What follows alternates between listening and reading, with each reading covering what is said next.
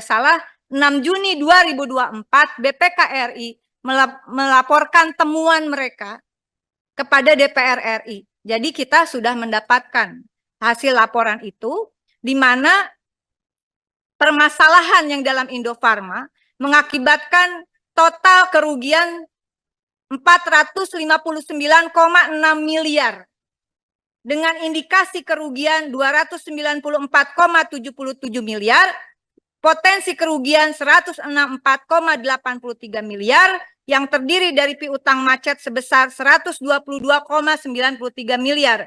Kemudian persediaan yang tidak dapat terjual sebesar 23,64 miliar, beban pajak dari penjualan fiktif dari fast moving consumer goods perusahaan yang bergerak di bidang produksi konsumen sebesar 18,26 miliar.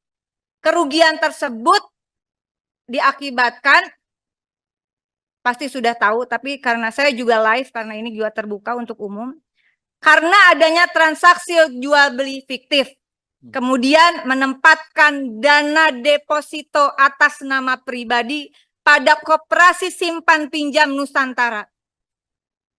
Kemudian melakukan kerjasama pengadaan alat kesehatan tanpa studi kelayakan, penjualan tanpa analisa kemampuan keuangan customer. Dan yang terakhir, melakukan pinjaman online alias pinjol. Saya lagi mikir, melakukan pinjaman online atau apakah dana di Indofarma ini dijadikan dana untuk pinjol? Pemodal pinjol, Bapak Ibu. Meskipun tentu ada tata kelola sendiri-sendiri di dalam BUMN farmasi, namun sudah menjadi holding farmasi. Bapak mengajukan PMN sebesar berapa, Bapak? Izin ya pimpinan, 2,1 triliun atau 2,2 triliun. PMN itu sumbernya dari APBN. Dan sebagian dari APBN itu adalah dari dividen. Kecil saja. Terbesar devisa negara itu migas. Yang kedua, Bapak, itu devisa dari pekerja migran. Dan berikutnya pajak dari rakyat. PMN itu sumbernya adalah pajak rakyat sebetulnya secara garis besar.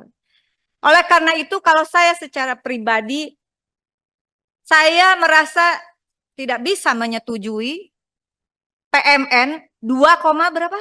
2,2 triliun rupiah dengan persoalan di holding perusahaan yang masih berantakan seperti ini. Yang pertama tentang isu yang sangat luar biasa saat ini tentang adanya fraud di Indofarma. Saya masuk ke Indofarma itu pada Januari 2024 dan kebetulan audit yang dilakukan oleh BPK itu sudah selesai, Bapak. Sehingga saya memang tidak ikut mendampingi pada saat audit itu berlangsung. Sebelumnya Jadi, Ibu di mana? Sebelumnya saya di Berdikari, Pak. Oh. Saya di Berdikari 5 tahun dan sebelumnya saya BPKP, Pak. Saya auditor BPKP 30 tahun. Jadi sehingga informasi tentang fraud itu murni saya hanya baca dari laporan yang diterbitkan oleh BPK. Dan bahasa yang kami kutip di dalam paparan itu adalah bahasa yang ada di laporan tersebut. Selanjutnya BPK pada saat saya menjadi direksi di Indofarma, BPK masuk kembali untuk melakukan audit investigasi. Tapi laporan dari audit investigasi ini tidak disampaikan ke kami karena laporan tersebut langsung disampaikan ke APH. Sehingga saya juga tidak mengetahui persis apakah ada perubahan dari isi laporan tersebut dengan audit investigasi yang sudah dilakukan berikutnya, begitu.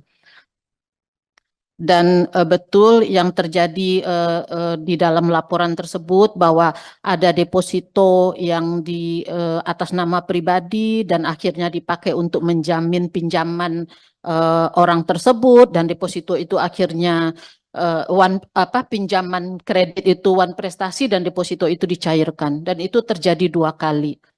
Di samping itu juga ada Izin pimpinan, siapa orangnya Bu, jabatannya lah kalau enggak. Izin Ibu, saya izin karena ini sudah masuk ke ranah APH, kami boleh sampaikan tertulis saja Ibu. Ya. Karena di laporan itu bunyinya masih ini Bu Diah, bunyinya masih indikasi. Setelah nanti dari APH dia baru menjadi kerugian negara dan itu sudah bisa diumumkan begitu. Kalau berdasarkan laporan yang kami baca, yang terlibat dalam fraud ini hanya 5 orang saja dan orangnya sekarang sudah keluar. Jadi kami yakin yang ada sekarang di Indofarma sudah bersih dari fraud tersebut. Jadi fraud itu hanya dilakukan dalam satu lingkaran saja dan kebetulan memang dengan kewenangan yang cukup besar, Bu.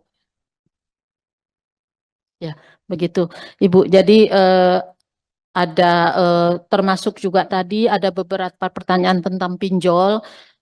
Pinjol ini benar di dalam laporan itu saya juga membaca bahwa ada pinjaman kepada fintech pada tahun 2022, namun itu hanya dipinjam beberapa bulan dan sudah dilunasi.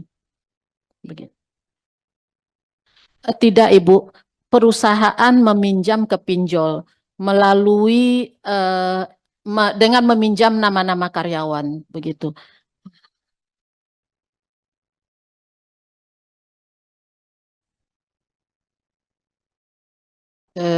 Memang ya cukup cukup banyak dan agak berani memang fraud yang terjadi di Indofarma. Bukan agak berani itu Bu, berani banget. Ya, Pak. Download Tribun X sekarang. Menghadirkan lokal menjadi Indonesia.